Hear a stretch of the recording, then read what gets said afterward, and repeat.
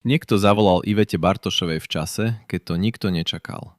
Hovor trval niekoľko minút, ale slová, ktoré zazneli, zmenili všetko. Tí, čo stáli na blízku, hovorili, že po položení telefónu Iveta len stála pri okne a mlčala. Dlho. Príliš dlho. Nikto sa neodvážil opýtať, čo počula.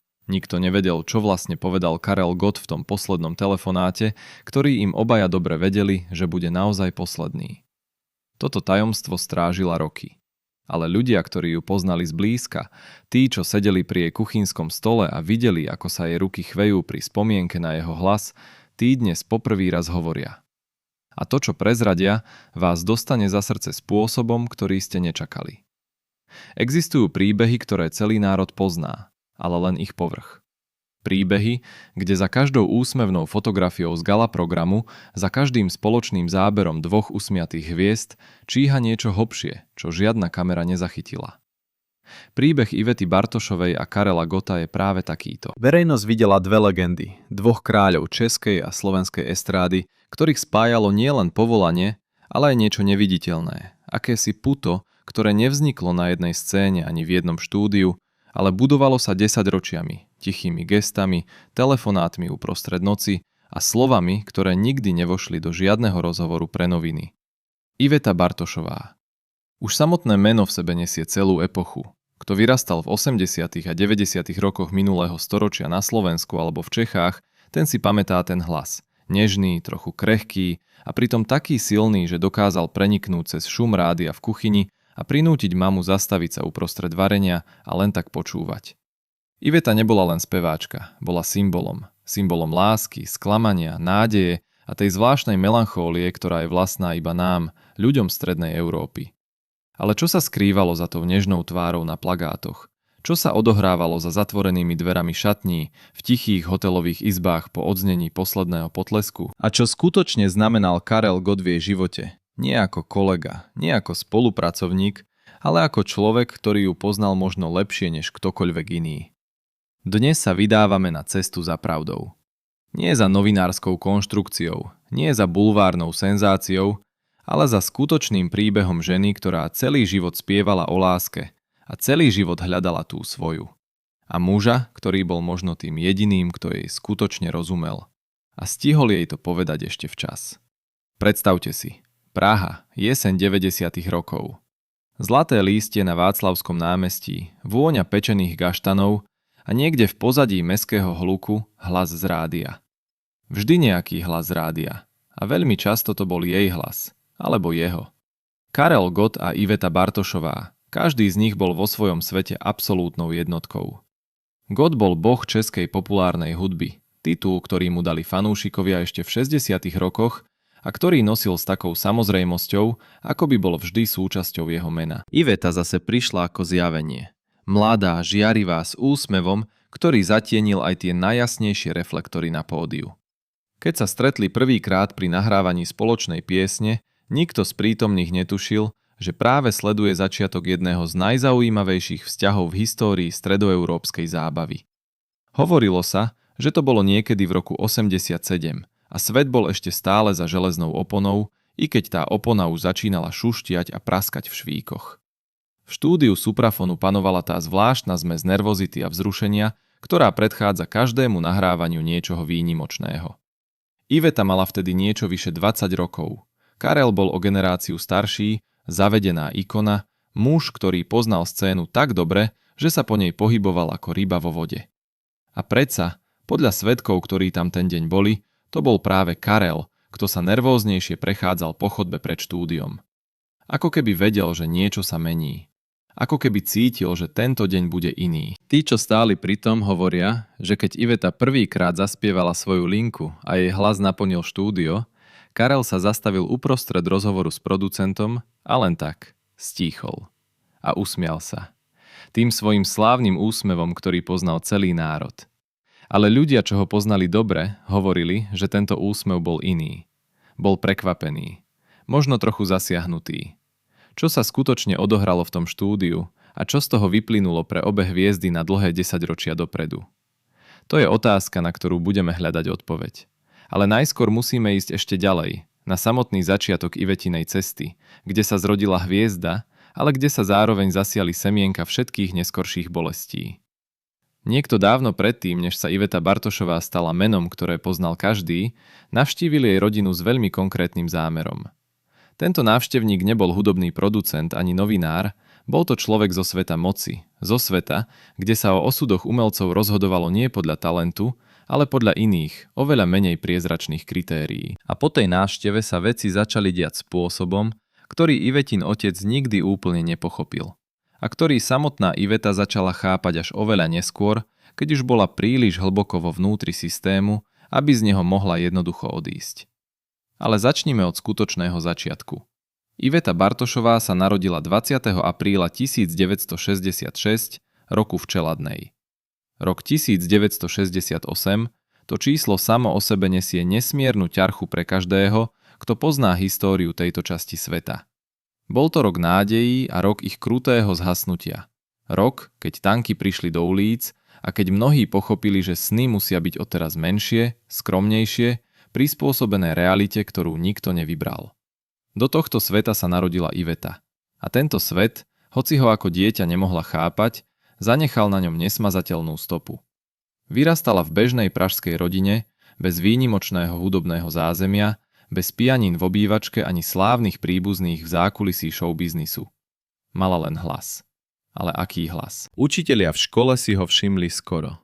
Tú schopnosť naplniť priestor tónmi, ktoré mali v sebe niečo neopísateľne ľudské. Niečo, čo sa nedá naučiť ani nacvičiť. Buď to máte, alebo nie. Iveta to mala. Prvé verejné vystúpenia prišli ako pre mnohé talentované deti. Cez školské akadémie, cez miestne súťaže, cez tú zdĺhavú a niekedy krutú cestu, kde talent nestačí a kde sa začína prelínať s tým, čo v slovenčine nazývame osud. A Ivetin osud bol od samého začiatku akoby písaný dvoma perami naraz. Jedným zlatým, ktoré zapisovalo triumfy, a druhým, oveľa tmavším, ktoré doplňalo na okrajoch stránky slová, ktoré nikto nechcel čítať. V 80. rokoch, keď sa Iveta definitívne prebila do prvej línie československej pop scény, existoval systém, o ktorom sa nehovorilo nahlas. Systém, kde o tom, kto bude hviezda a kto zostane v tieni, rozhodovala nielen kvalita, ale aj lojalita, kontakty a ochota hrať podľa pravidiel, ktoré nikdy neboli napísané na papieri. Mnohí umelci si prešli touto kritikou mlčky a nespomínali na to ani 10 ročia neskôr.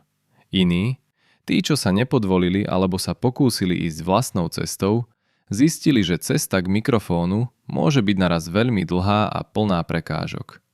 Iveta sa pohybovala v tomto svete s tou inštinktívnou opatrnosťou, akú mávajú ľudia, čo vyrastali v prostredí, kde sa dôveruje len málo kto. Usmievala sa, spievala, vychádzala v ústrety. A pritom strážila v sebe niečo, čo nikdy úplne neodovzdala na pódiu ani v štúdiu. Niečo súkromné, krehké, čo patrilo len jej. Ale bol jeden muž, ktorému to odovzdala. Alebo aspoň jej časť, tú najcennejšiu. A tým mužom nebol ani jeden z jej partnerov, o ktorých písali noviny. Bol to Karel Gott. Prečo práve on?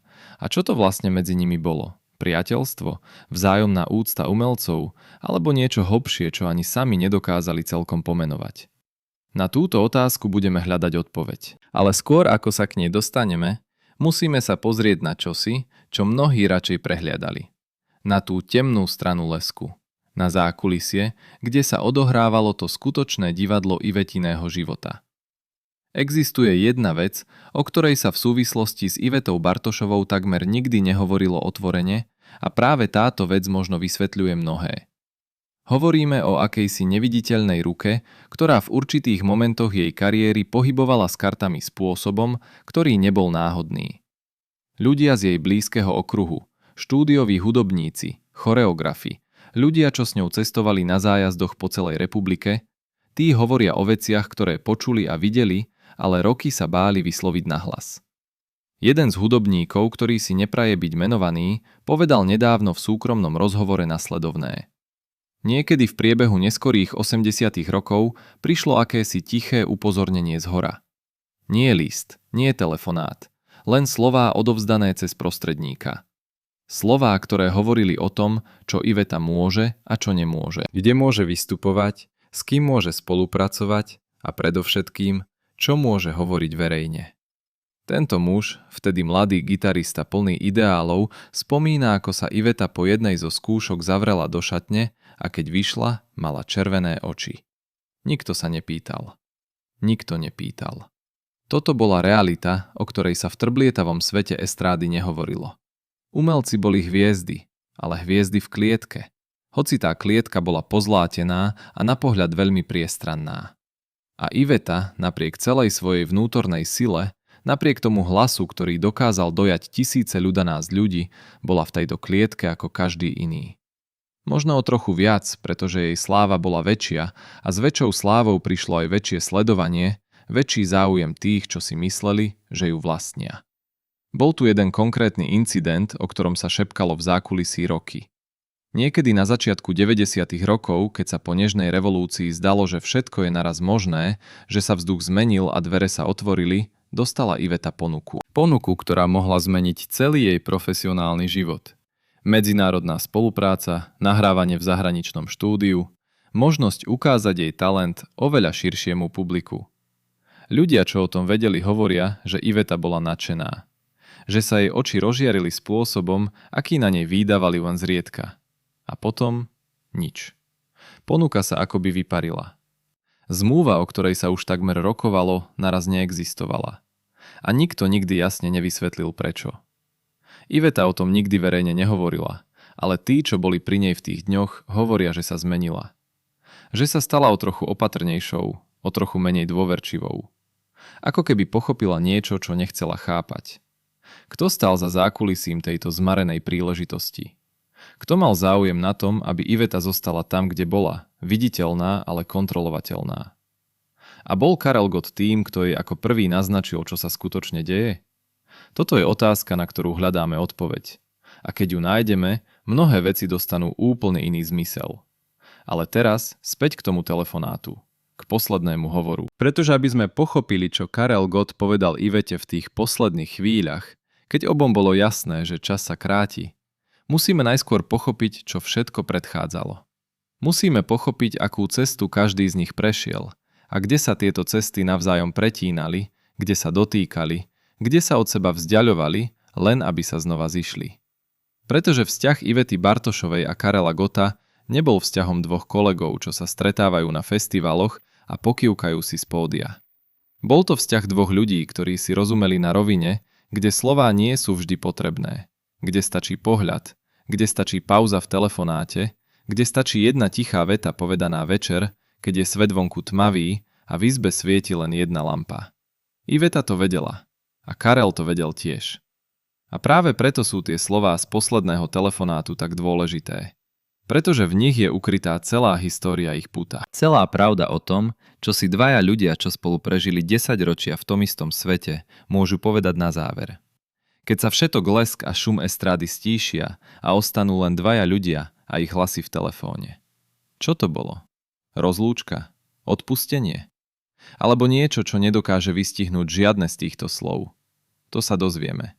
Ale najskôr musíme ísť k Ivetinému najväčšiemu tajomstvu, k tomu, čo nosila v sebe roky a čo možno Karel vedel ako jediný. Tomu, čo jej v živote dávalo silu a čo ju zároveň stálo najviac.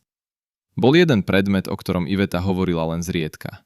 Malý, zdanlivo bezvýznamný, ale pre tých, čo ju poznali dobre, mal takmer posvetný charakter. Strieborný prívesok, ktorý nosila na reťazke okolo krku na každom svojom vystúpení. Každom, bez výnimky. Ľudia z jej tímu ho poznali dobre. Pred každým vstupom na pódium Iveta rukou stiahla reťazku, pevne zovrie prívesok v dlani, na chvíľu zatvorí oči a potom vyjde von, do svetiel, do hluku, do tlieskania tisícov ľudí, čo na ňu čakajú. Odkiaľ prívesok pochádza? Na túto otázku odpovedala vždy rovnako neurčito, s tým svojím záhadným úsmevom, čo mohol znamenať čokoľvek. Novinárom hovorila, že je to rodinná pamiatka. Blízkym priateľom vraj raz prezradila trochu viac, ale aj tí sú dnes vo vyjadreniach opatrní, ako keby strážili niečie súkromie aj po rokoch.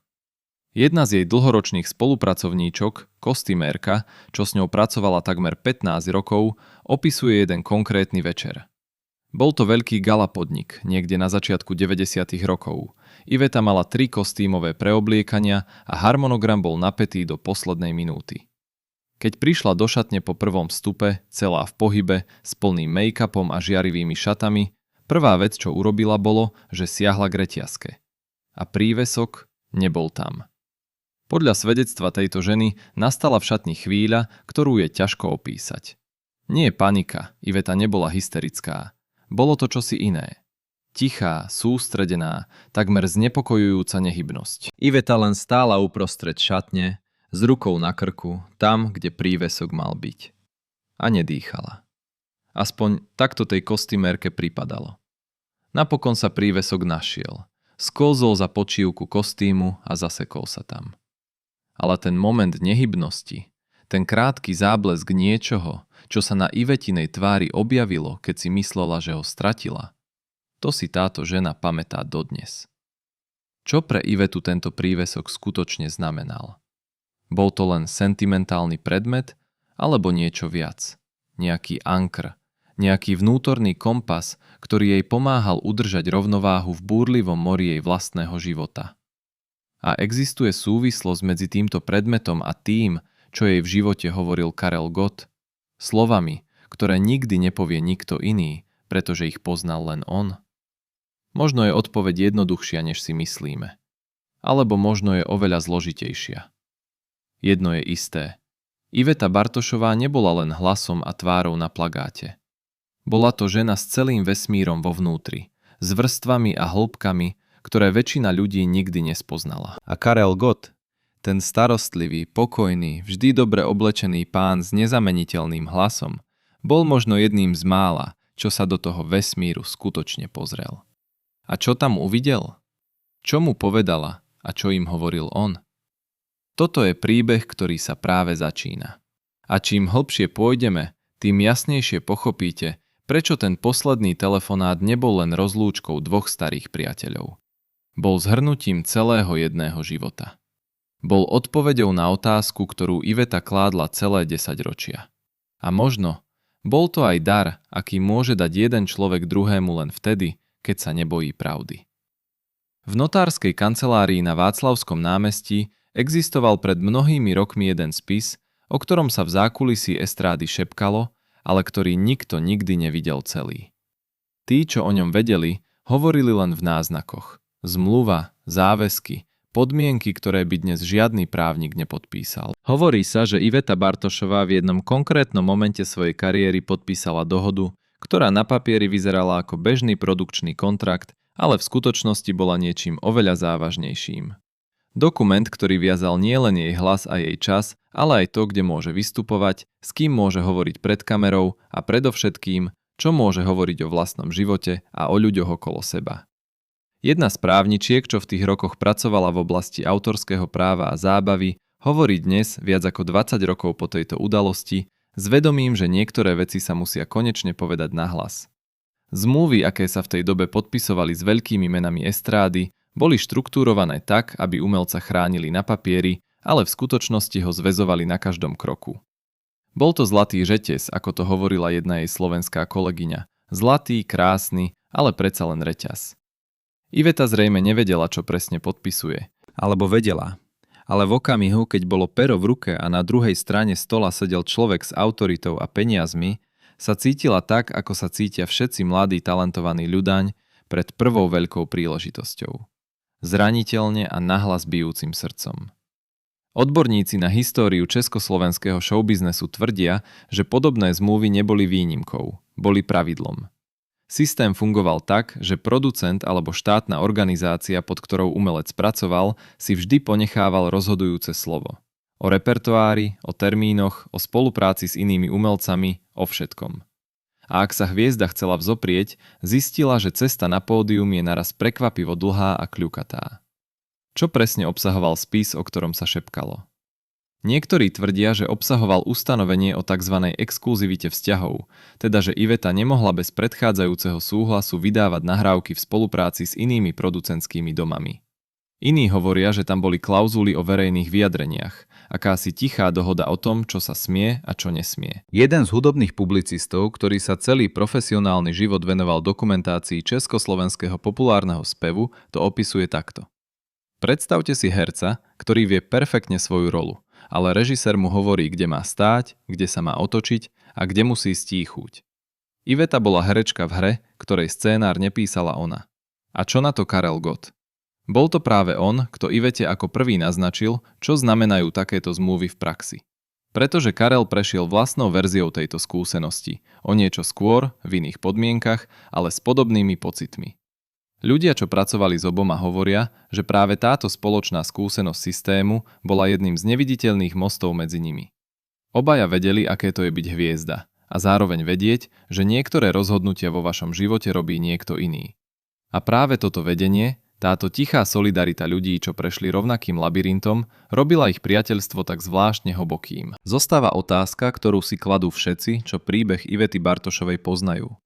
Kedy si prvýkrát plne uvedomila, čím je zviazaná a čo urobila, keď to pochopila. Niektorí ľudia vstúpia do vášho života tichým krokom, takmer nepozorovane, a vy si neuvedomíte, ako hlboko sa zakorenili, kým ich naraz nie je. Iveta Bartošová mala takýchto ľudí niekoľko, ale jeden z nich zanechal stopu tak hlbokú, že sa o nej hovorí doposiaľ, hoci jeho meno mnohí radšej nevyslovujú. Hovoríme o človeku, ktorý sa pohyboval na periférii sveta showbiznesu. Nie sám umelec, nie producent v pravom slova zmysle, ale akýsi sprostredkovateľ, človek kontaktov a kľúčov od dvierí, čo inak ostávajú zatvorené. Ľudia, čo ho poznali, ho opisujú vždy rovnako. Šarmantný, neformálny, vždy dobre informovaný. A vždy vedel presne, kedy prísť a čo ponúknuť. Stretol Ivetu niekedy v priebehu prvej polovice 90. rokov, v čase, keď sa česká a slovenská scéna menila s takmer závratnou rýchlosťou, keď padali staré istoty a nové ešte neboli postavené na pevnom základe. Iveta bola v tom čase na vrchole popularity, ale aj vo vnútri zrejme na istom rázcestí. To, čo fungovalo pred rokom 89, sa pomaly mení a trh vyžadoval novú orientáciu. A tento muž mal vraj na každú potrebu riešenie. Kontakt na správneho človeka v správnom vydavateľstve, tip na festival v zahraničí, prísľub spolupráce, čo by otvorila nové dvere. Ľudia z jej blízkeho okruhu hovoria, že Iveta mu spočiatku dôverovala. A nie je sa čo čudovať. Bol pozorný, empatický a zdal sa byť na jej strane v čase, keď sa mnohí iní správali skôr oportunisticky. Jeden zo scenáristov, čo s Ivetou spolupracoval na televíznych projektoch v tej dobe, spomína, ako videl tohto muža niekoľkokrát čakať v zákulisí. Nie ako člen tímu, ale ako niekto, kto je tu jednoducho prítomný, bez toho, aby mal jasnú úlohu. To mi vždy pripadalo čudné, hovorí tento scenárista. Pretože Iveta bola v profesionálnom prostredí veľmi opatrná v tom, kto má prístup do jej osobného priestoru. Čo presne tento muž Ivete sľuboval a čo z toho skutočne dodal, to je otázka, na ktorú sa dnes ťažko odpovedá. Niektoré z projektov, o ktorých sa hovorilo, sa skutočne zrealizovali, iné zostali len sľubmi. Ale to, čo sa vo vzťahu Ivety k tomuto mužovi zmenilo zásadne, prišlo nie v profesionálnej, ale v osobnej rovine. Podľa svedectiev ľudí, čo Ivetu v tej dobe poznali, začala na jeho rady spoliehať v rozhodnutiach, kde profesionálny poradca nemá čo poradiť.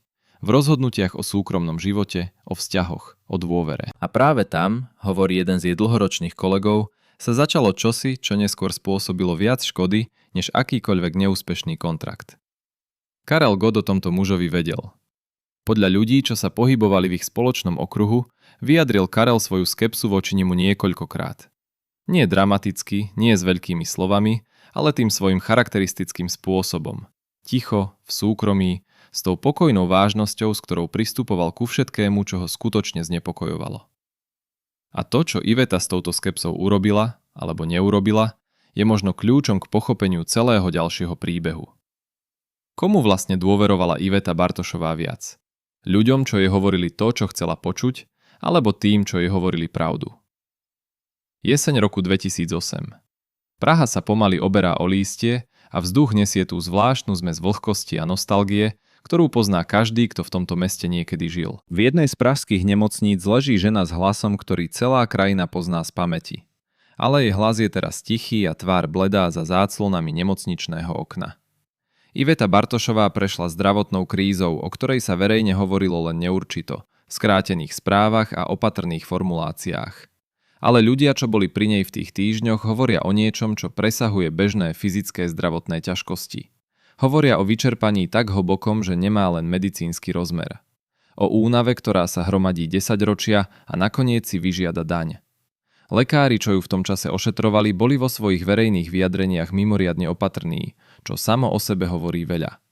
V zdravotníckej komunite je nepísaným pravidlom, že keď sa okolo zdravotného stavu verejnej osobnosti vytvorí takáto stena mlčania, za ňou nie je nič triviálne. Podľa informácií, čo sa dostali z jej blízkeho okruhu von v priebehu nasledujúcich mesiacov a rokov, Iveta trpela dlhodobým vyčerpaním organizmu, ktoré bolo výsledkom rokov intenzívneho pracovného nasadenia, osobných tlakov a toho druhu permanentného stresu, čo nahodáva zdravie ticho a neviditeľne, ako voda, čo postupne dierou prenikne cez múr. Čo je na tejto kapitole Ivetiho príbehu zvlášť zarážajúce, je kontrast medzi tým, čo videli diváci a tým, čo sa odohrávalo v skutočnosti. Ešte niekoľko mesiacov pred hospitalizáciou vystupovala Iveta na verejnosti s tým svojím nepopierateľným šarmom, s úsmevom, ktorý ste nemohli čítať ako únavu alebo na bolesť. Profesionálna maska bola dokonalá. Ale ľudia z jej tímu, maskéri, zvukári, choreografi, tí hovoria, že za kulisami bol obraz iný. Že sa objavoval vzrástajúci nesúlad medzi energiou, ktorú Iveta dávala na pódiu, a stavom, v akom bola hneď po vystúpení, v momente, keď za ňou zatvárali dvere šatne. Jedna z jej vtedajších spolupracovníčok opisuje konkrétny večer niekedy v roku 2007. Bol to väčší televízny gala program, živé vysielanie, všetky svetlá na maximum. Iveta odspievala svoju časť, publikum ju ováciou postavilo a keď sa otočila a odišla za pódium, táto žena ju zachytila doslova, lebo Iveta sa zatočila a musela sa oprieť o stenu. Trvalo to len sekundu a hneď sa narovnala a usmievala sa, ako keby sa nič nestalo.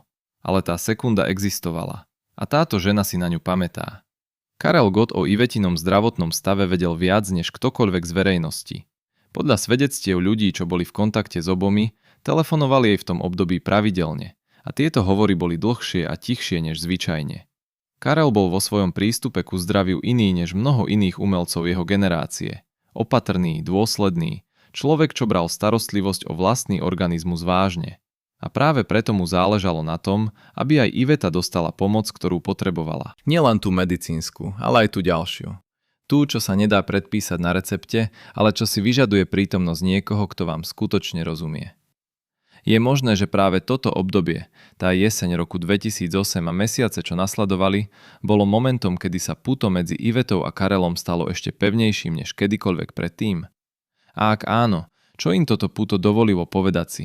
Čo si povedali neskôr v tom poslednom telefonáte, pri ktorom sme na začiatku tohto príbehu zastavili. Len 5 ľudí na svete vedelo skutočnú pravdu o tom, v akom stave bola Iveta Bartošová skutočne v rokoch, ktoré nasledovali po jej hospitalizácii. Nie 5 novinárskych redakcií, nie 5 bulvárnych stránok, 5 konkrétnych ľudí, čo podpísali akúsi tichú dohodu mlčanlivosti, nie na papieri, ale v očiach, pri stole, kde sa hovorilo len pološepotom. Bol tam jej dlhoročný hudobný producent, bola tam jedna blízka priateľka z detstva, bol tam osobný lekár, čo k nej chodil diskrétne, bez ordinačnej tabuľky na dverách, a bola tam žena, čo jej manažovala každodenný kalendár s presnosťou a mlčanlivosťou, aká by pristala skôr diplomatickému sekretárovi, než niekomu v showbiznistra. A 5. bol Karel Gott. Práve on bol tým, koho Iveta zavolala ako prvého vždy, keď sa niečo zmenilo. Keď sa zdravotná správa zhoršila, keď sa objavila nová komplikácia, keď sa cítila sama uprostred tisícov ľudí, čo ju milovali, ale nerozumeli. Títo 5 mali spoločné niečo, čo ich odlišovalo od celého zvyšku sveta. Vedeli, že to, čo vidí verejnosť, je starostlivo zostavená scéna. A vedeli, kto je jej režisérom. Ale práve v tomto kruhu 5 sa niekedy v priebehu roku 2010 začalo niečo lomiť. Nie dramaticky, nie naraz, ale tichým, takmer nepostrehnuteľným spôsobom, ako keď sa v múre objaví prvá trhlina, ktorú si dlho nikto nevšíma, až kým nie je príliš neskoro. Producent, o ktorom sa hovorilo, že je jedným z pilierov tohto kruhu, začal podľa svedectiev ľudí z Ivetiho okolia robiť rozhodnutia, ktoré nebolo možné vysvetliť len profesionálnym záujmom. Podľa niektorých svedectiev termíny boli prehadúvané bez jej vedomia. Podľa svedectiev ľudí z jej okolia niektoré výnosy z jej vystúpení sa údajne nedali dohľadať v zmluvách, ktoré mala k dispozícii, a čo je možno najpodivuhodnejšie, niektoré kontakty, čo jej dlhé roky písali a telefonovali, naraz prestali dostávať odpovede, hoci Iveta sama tvrdila, že im vždy reaguje. Jeden z novinárov, ktorý sa dlhodobo venoval dokumentácii československého showbiznesu, opisuje toto obdobie ako čas, kedy sa okolo Ivety vytvorila akási tichá hradba a nie je celkom jasné, či ju niekto staval, aby ju chránil, alebo aby ju izoloval. A práve táto neurčitosť, táto nemožnosť jednoznačne odpovedať, je možno tou najznepokojujúcejšou vecou na celom príbehu. Karel Gott o tejto situácii vedel. Podľa ľudí, čo boli v kontakte s obomi, sa v rozhovoroch s Ivetou opakovane vracal k téme, kto okolo nej skutočne je a prečo. Nie s paranojou, nie s obviňovaním, ale s tou pokojnou, dôslednou starostlivosťou, ktorá bola jeho charakteristickým spôsobom, ako prejavoval záujem o ľudí, na ktorých mu záležalo. Hovoril jej, aby si dávala pozor, aby sa nepúšťala do rozhodnutí bez toho, aby ich konzultovala s niekým, komu skutočne dôveruje. A keď sa ho Iveta podľa svedectiev spýtala, komu teda veriť, Karel jej odpovedal tým istým spôsobom, akým odpovedal na všetky ťažké otázky. Tichom a potom jednou jedinou vetou, čo obsahovala viac, než by obsahoval celý dlhý monológ. Čo Iveta s touto radou urobila a či ju stihla nasledovať včas, to je otázka, na ktorú odpovie zvyšok tohto príbehu. Ale skôr, než sa k nej dostaneme, potrebujeme otvoriť dvere do priestoru, kam kamery nikdy nevstúpili. Do toho priestoru, kde sa skutočný príbeh Ivety Bartošovej odohral. Nie pred publikom, ale v tichosti. Vo štvrtok ráno, keď svet vonku ešte nespal. Existuje jedna žena, o ktorej sa v spojitosti s Ivetou Bartošovou hovorilo roky vždy len šepotom. Vždy s tými istými prívlastkami. Záhadná, nespoľahlivá. Niekto, komu nemožno veriť. Táto žena sa po dlhých rokoch rozhodla prehovoriť. Nie do bulvárnych novín, nie na televíznu kameru s ostrým svetlom a agresívnymi otázkami, ale v súkromnom rozhovore, ktorý sa neskôr dostal k ľuďom, čo sa príbehom Ivety Bartošovej dlhodobo zaoberali. Jej meno sa v tomto príbehu spomína len ako Elena. Z dôvodov, ktoré sa po vypočutí jej slov stanú zrejmými. Elena pracovala v rokoch okolo roku 2004 a 2005 ako akási koordinátorka v zákulisí niekoľkých väčších hudobných produkcií, kde sa Iveta vyskytovala. Nie priama spolupracovníčka, ale niekto, kto bol dostatočne blízko, aby počul a videl. A kto mal, ako sama hovorí, dostatok rokov na to, aby pochopila, čo vtedy videla. Elena hovorí o konkrétnej situácii z obdobia jedného väčšieho turné. Cestovalo sa po niekoľkých mestách, harmonogram bol napätý a ľudia v zákulisí boli permanentne unavení. Hovorí, že Iveta bola v tom čase v stave, ktorý sa na pohľad nedal jednoducho opísať. Na pódiu bola stále tá istá, presná, charizmatická, s tým hlasom, čo sa nedá sfalšovať. Ale medzi vystúpeniami, v tých dlhých hodinách cestovania a čakania, bol jej výraz taký, ako by sa nachádza niekde úplne inde. Ako by prítomný svet bol len tenká fólia na povrchu niečoho oveľa väčšieho, čo sa odohrávalo vo vnútri. Elena opisuje jeden konkrétny večer, keď Iveta po odspievaní poslednej piesne celého turné zostala sama na prázdnom javisku ešte niekoľko minút potom, čo všetci ostatní odišli. Len stála tam, v zoslabnutom svetle reflektorov a hľadela na prázdne sedadlá. Elena bola jediná, čo to videla. Zostala náhodou stáť za závesom, čo viedol do zákulisia. Hovorí, že to nebolo smutné, aspoň nie tým zjavným spôsobom. Bolo to skôr ako moment, keď sa niekto sám seba pýta niečo dôležité. Ako keby Iveta a prázdna sála viedli nejaký rozhovor, čo bol príliš tichý na to, aby ho počul niekto iný. Prečo Elena mlčala toľko rokov? Hovorí, že nebola si istá, či to, čo videla, patrí jej. Či má právo hovoriť o niekom, kto ju nikdy do svojho vnútorného sveta nepozval. A čo ju nakoniec prinútilo prehovoriť? Podľa jej vlastných slov, moment, keď pochopila, že mlčanie môže byť formou klamstva. Že existujú veci, čo sa musia povedať nie preto, aby zranili, ale preto, aby zostala pravda. Čo Elena videla v zákulisí, čo presahuje tento jeden konkrétny večer? A ako to súvisí s Karelom Gottom, s jeho vzťahom k Ivete a s tým, o čom hovorili v poslednom telefonáte, to je vlákno, ktoré teraz začneme rozplietať. Ale je dôležité sa najskôr opýtať. Ak by ste vy stáli na mieste Eleny, močali by ste, alebo by ste prehovorili? Maskérka. Na Slovensku sa tomu hovorí inak. Maskérka, kostýmérka. Tá neviditeľná žena za závesom, čo drží tvár hviezdy pohromade pred vstupom do svetiel. Jana. Toto meno si požičiavame, lebo skutočné si neprijala zverejniť, pracovala s Ivetou Bartošovou takmer 20 ročia. Bola pri každom väčšom vystúpení, pri každom televíznom zázname, pri každom galaprograme, čo sa vysielal do miliónov domácností naprieč celou krajinou. Videla Ivetu každý deň, v každom stave, za každého počasia, fyzicky aj metaforicky. Videla ju unavenú, rozžiarenú, zahlbenú do seba. Niekedy takú veselú, že sa smiali spolu pri šminkovacom stolíku ako dve školáčky, a inokedy tak tichú, že Jana radšej nehovorila vôbec a len pracovala. Opatrne, takmer nádychom, aby nenarušila niečo krehké. Jana prehovorila prvýkrát takmer 15 rokov potom, čo skončila spolupráca s Ivetou. Nie pred kamerou, nie do diktafónu novinára, ale v súkromnom kruhu ľudí, čo Ivetu poznali a ctili si jej pamäť. A čo povedala, dnes poznáme vďaka niekoľkým prítomným, čo si to zaznamenali. Jana hovorí o jednej konkrétnej veci, ktorú si všimla postupne v priebehu niekoľkých rokov a o ktorej nechcela hovoriť, lebo si myslela, že si snáď mýli. Hovorí o tom, ako sa Ivetina tvár menila. Nie starnutím, to je prirodzené, ale iným spôsobom. Ako keby čosi zo žiary, čo bola Ivete vlastná vždy od prvého momentu, keď Jana s ňou začala pracovať, sa postupne strácalo. Nie naraz, nie viditeľne, ale tou pomalou každodennou mierou, čo si všimne len niekto, kto sedí oproti vašej tvári každý deň a pozná každý tieň, každú vrásku, každý pohyb svalov okolo očí. Jana spomína, ako v istom období, hovorí neurčito, niekedy v rozmedzi od roku 2007 do 2010, Iveta začala prichádzať na skúšky a vystúpenia so zvláštnou stuhnutosťou pohybov. Nie chorobnou. Jana nie je lekárka a nehovorí o diagnózach. Hovorí o tej stuhnutosti, aká prichádza, keď niekto dlho drží niečo v sebe a telo to postupne preberá.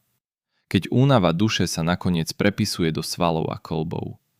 A hovorí o niečom ďalšom, čo si pamätá presne. O parfúme. Iveta vždy nosila jeden konkrétny parfum.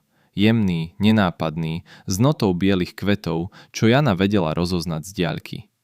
Bol to Ivetin podpis rovnako ako jej hlas. Ale v istom momente si Jana všimla, že Iveta prestala tento parfum nosiť. Len tak. Bez vysvetlenia. Bez mienky. A keď sa Jana opatrne spýtala, Iveta len pokrčila ramenami a povedala niečo neurčité o alergii. Ale Jana hovorí, že to nebola alergia. Hovorí, že niektoré veci v živote ľudí zmiznú, keď sa stratí ten, kto im dával zmysel. Keď parfum pripomína niečo, alebo niekoho, o čom sa radšej nepremýšľa. Bol to Karel Gott, kto jej ten parfum daroval ako prvý. Alebo bol s ním spojený iná spomienka, iný moment, iný človek. Jana to nevie povedať s istotou. Ale hovorí, že každý raz, keď vo chvíli, keď na pódiu hrala hudba a Iveta spievala, zavanulo z jej smeru niečo, čo vzdialene pripomínalo ten starý parfum, Ivetine oči sa na zlomok sekundy zmenili. Stali sa väčšími a zároveň vzdialenejšími. Ako by sa na okamih ocitla niekde úplne inde. Karel Gott, podľa ľudí, čo s ním hovorili o Ivete, nehovoril o nej nikdy s tou ľahkosťou kolegov z branže. Hovoril o nej s tým zvláštnym zastavením v hlase, akým hovoria ľudia o niečom, čo presahuje slova. Hovorí sa, že v jednom súkromnom rozhovore, niekedy okolo roku 2016, povedal o Ivete vetu, ktorú si prítomní zapamätali doslova. Povedal: Niektorí ľudia prídu na svet s príliš veľkým srdcom na to, koľko bolesti tento svet dokáže priniesť. A tí ľudia potrebujú niekoho, kto im stojí po boku nie preto, lebo ich potrebuje, ale preto, lebo ich vidí. Videl ju Karel naozaj?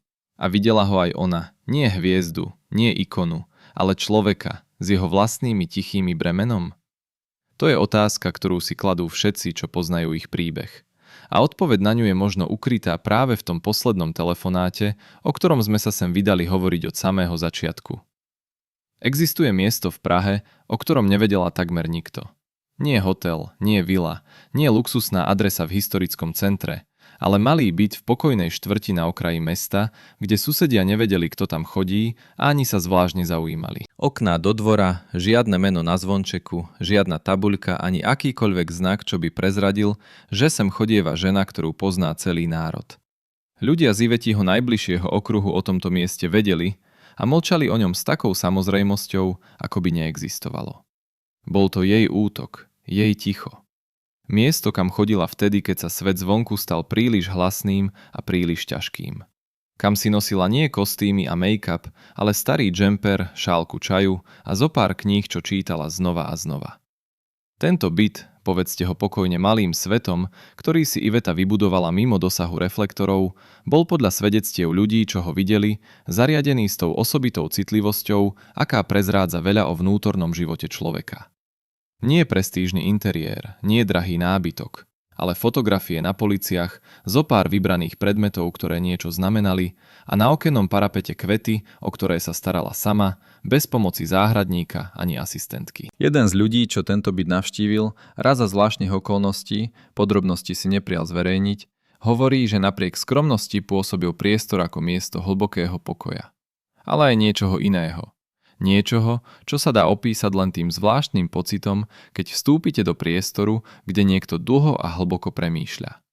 Kde vzduch nesie tú zvláštnu hustotu sústredenia a tichých rozhodnutí. Na jednej z políc v tomto byte stála podľa svedectiev fotografia. Nie veľká, nie zarámovaná v zlatom ráme. Jednoduchá fotografia v obyčajnom drevenom ráme. Na nej Karel Gott a Iveta niekde v zákulisí, obaja v neformálnom oblečení, obaja sa smejúc niečomu, čo sa práve odohralo mimo záberu. Táto fotografia nebola z novinárskeho archívu, nebola súčasťou žiadnej tlačovej kampane. Bola súkromná, živá, taká, aké sa robia v momentoch, keď nikto nemyslí na to, že sa fotografuje. A práve preto bola možno tou najpravdivejšou zo všetkých záberov, čo kedy existovali od oboch. Prečo práve táto fotografia stála v mieste, kde Iveta bola sama sebou viac než kdekoľvek inde? Čo jej Karel Gott znamenal v tých tichých hodinách, keď sa svet scvrkol na veľkosť malého bytu s výhľadom do dvora a šálku čaju na stole? Podľa ľudí, čo s Karelom hovorili v neskorších rokoch, Iveta mu o tomto byte vedela. Viac. Bola to podľa svedectiev jedno z mála miest, o ktorých mu rozprávala bez opatrnosti, s otvorenosťou, akú inde nechávala pred dverami. A Karel, ten starostlivý, vždy prítomný Karel, si toto miesto nikdy neprišiel pozrieť osobne. Nie preto, že by ho nezaujímalo, ale preto, lebo vedel, že niektoré priestory sú sväté práve tým, že do nich vstupujú len tí, čo k tomu boli pozvaní celým srdcom. A rešpektovať hranice milovaného človeka, to bol možno jeden z Karelových najvzácnejších darov. V Ivetiných osobných veciach, ktoré po rokoch prechádzali inventúrou a triedením, sa objavila jedna vec, na ktorú nikto nebol pripravený. Nie šperky, nie cennosti, nie zazmluvnené dokumenty, ale malá, takmer priehľadná obálka z tenkého papiera, v ktorej ležali zložené listy. Nie strojom písané, nie nahrané digitálne, rukou písané, atramentom, na papieri, čo sa zažltol okrajmi tak, ako žltnú len veci, čo roky ležali uschované od svetla. Ľudia, čo obálku otvorili, sa zastavili, pretože rukopis bol nezameniteľný. A tí, čo ho poznali, vedeli okamžite, čia ruka to písala. Tieto listy nikdy nevošli do žiadneho vydaného zborníka, nikdy neboli citované v žiadnom rozhovore, nikdy sa o nich nehovorilo na verejnosti. Sú to možno najdôležitejšie doklady o vzťahu dvoch ľudí, čo celý život stáli pred tisícmi ľudí a napriek tomu sa poznali spôsobom, ktorý zostával dokonale súkromný. Podľa jedného z ľudí, čo mali možnosť tieto listy vidieť, a kto sa rozhodol povedať aspoň čiastočne, nie obsah, ale charakter toho, čo obsahovali, nešlo o romantickú korešpondenciu v bežnom slova zmysle. Boli to skôr listy dvoch ľudí, čo si za 10 ročia vybudovali jazyk sami pre seba. Jazyk, kde bežné slová dostávajú presné a osobné konotácie, kde jedna veta dokáže odniesť celý rok spoločného pochopenia. Karel Gott písal Ivete o hudbe. Nie technicky, nie profesionálne, ale o tom, ako niektoré tóny v ňom vyvolávajú obrazy, ktoré nedokáže inak opísať. O tom, ako počuje v jej hlase niečo, čo iní speváci nemajú a čo nie je v žiadnej učebnici vokálnej techniky. Niečo, čo on nazýval neprekrytosťou. Hlas, čo nedrží vzdialenosť. Hlas, čo prichádza priamo. Iveta mu písala späť, a aj keby sme nevedeli presne čo, môžeme posúdiť z tónu, v akom o tejto korešpondencii hovoria ľudia, čo ju videli, jedno. Písala mu so slobodou, akú voči málo k tomu vo svojom živote prejavovala. Bez cenzúry, bez obáv, bez toho starostlivého sebastráženia, čo bolo inak jej nástrojom prežitia vo svete, kde každé slovo mohlo byť interpretované, citované, obrátené na ruby. Písala mu tak, ako sa píšala niekomu, o kom ste si úplne istí jednou vecou. Že vás nemá záujem nikdy sklamať. Táto obálka existuje. Kde sa nachádza dnes a či bude niekedy sprístupnená, to nevieme. Môžeme predpokladať, že existujú ľudia, ktorým by jej obsah nebolo príjemný. Nie preto, že by obsahoval niečo škandálne, práve naopak. Pretože doklady skutočného, hlbokého a čistého puta medzi dvoma ľuďmi v prostredí, kde sa o každom vzťahu hovorilo s podozrením a záujem o druhého sa automaticky interpretoval cez prizmu záujmov, takéto doklady sú svojím spôsobom nebezpečné. Sú nebezpečné pre tých, čo celé roky budovali naratív o Ivete ako o žene bez pevného kotviaceho vzťahu, bez opory. Sú nebezpečné pre tých, čo si zo zákulisných dohôd urobili profesiu. Ale obálka existuje. A listy, čo sú v nej zložené a zažltnuté od rokov, tie sú tichým dôkazom toho, čo mnohí tušili, ale nikto nedokázal ukázať. Že Iveta Bartošová nebola sama. Nie vždy a nie vtedy, keď to najviac bolelo. Existuje číslo, o ktorom sa v súvislosti s kariérou a životom Ivety Bartošovej hovorí len zriedka. A keď sa hovorí, tak vždy s tou neurčitou vágnosťou, čo zakrýva viac, než odhaľuje.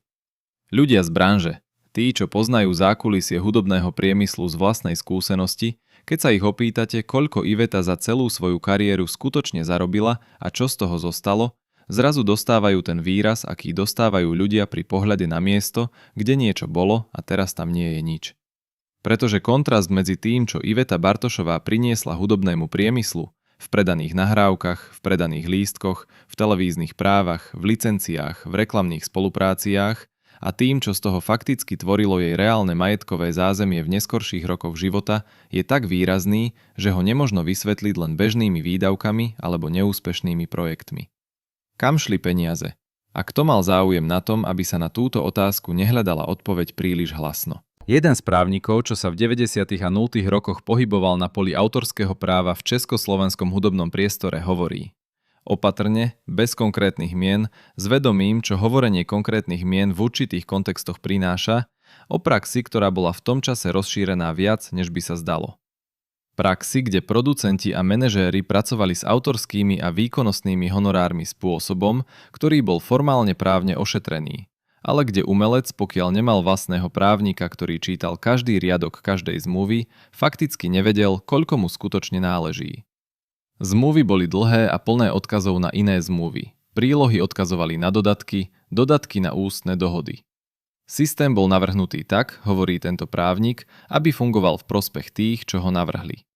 Iveta Bartošová mala v rozkvete kariéry zdroje, ktoré by jej pri inak nastavenom finančnom manažmente mohli zabezpečiť výrazne komfortnejší neskorší život. Toto sa hovorí bez preháňania.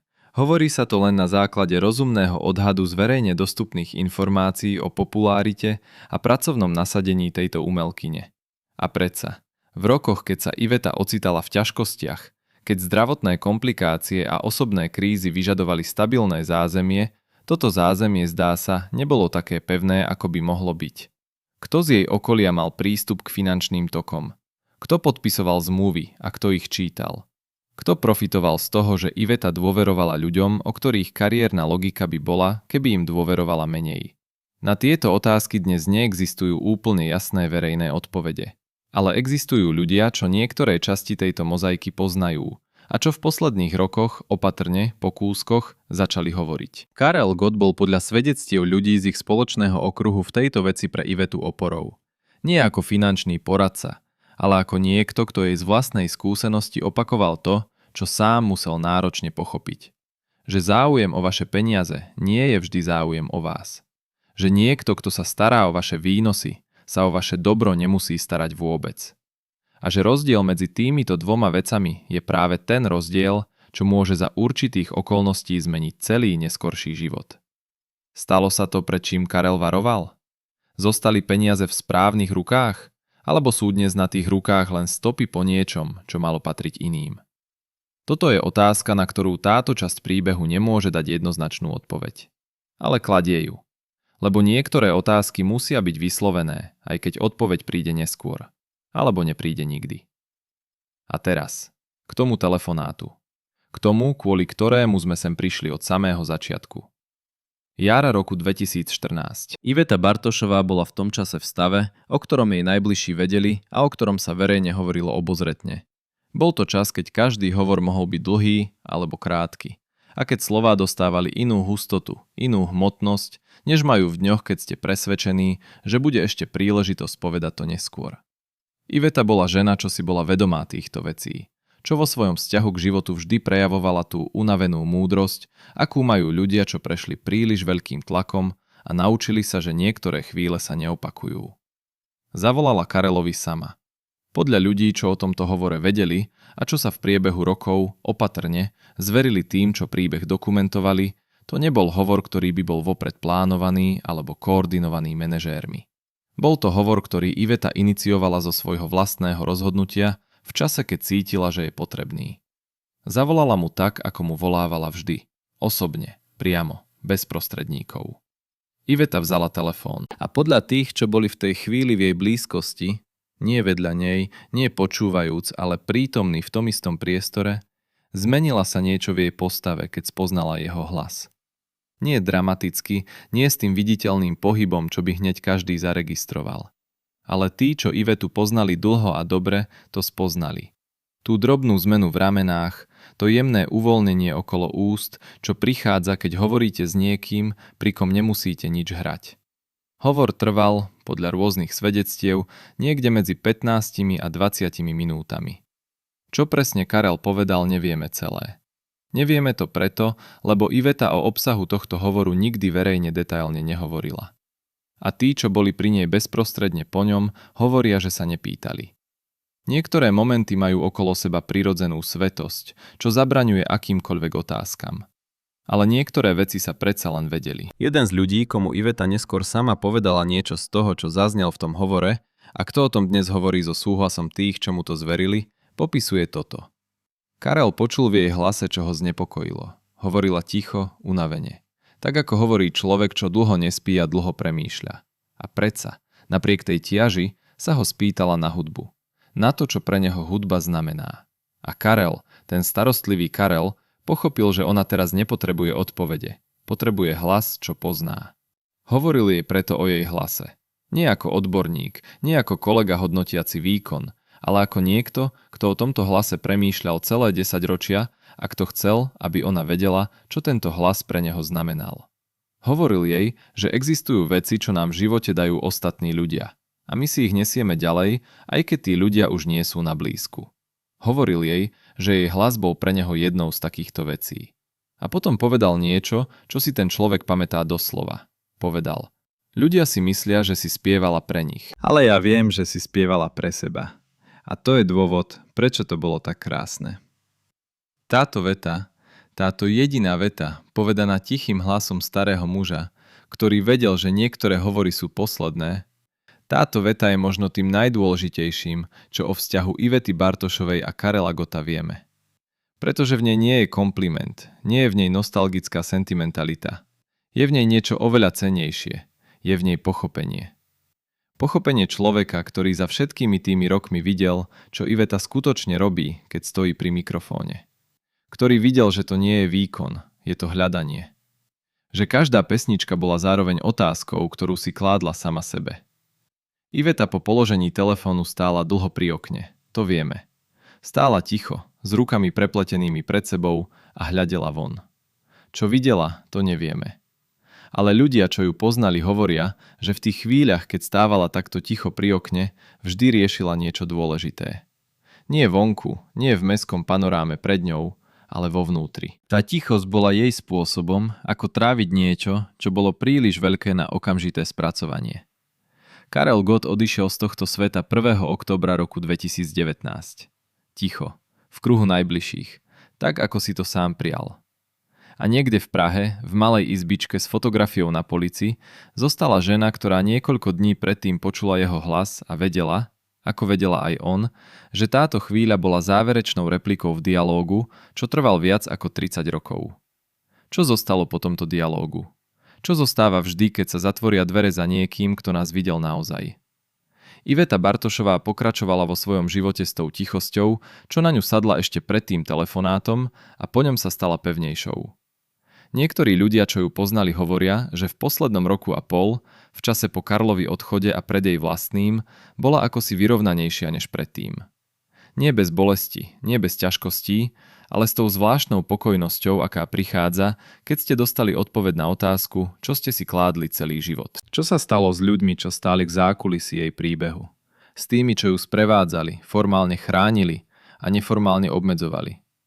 Tí, čo z jej talentu profitovali, a nie vždy jej za to odovzdali rovnakou mierou, tí väčšinou pokračujú vo svojich životoch mimo pozornosti kamier. Niektorí sa objavujú pri príležitostných spomienkach na Ivetu s vyjadreniami plnými vrúcnosti, čo znie nekonzistentne s tým, čo o ich správaní hovoria ľudia, čo boli pritom. Takto to v zákulisí hudobného sveta chodí.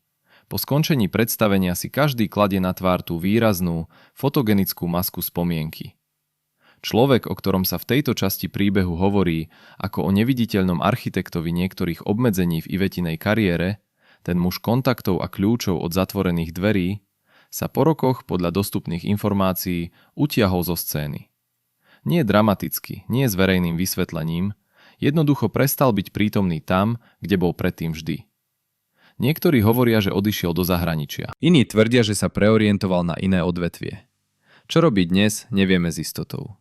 Ale vieme, že jeho meno sa v súvislosti s Ivetiným príbehom spomína stále. A nie s tým vrelým uznaním, s akým sa spomínajú ľudia, čo skutočne pomáhali. Iveta Bartošová opustila tento svet v apríli roku 2014. Odišla potichu, v čase, keď vtáky v záhrade ešte spievali s tou jarnou naliehavosťou, čo nepozná váhanie.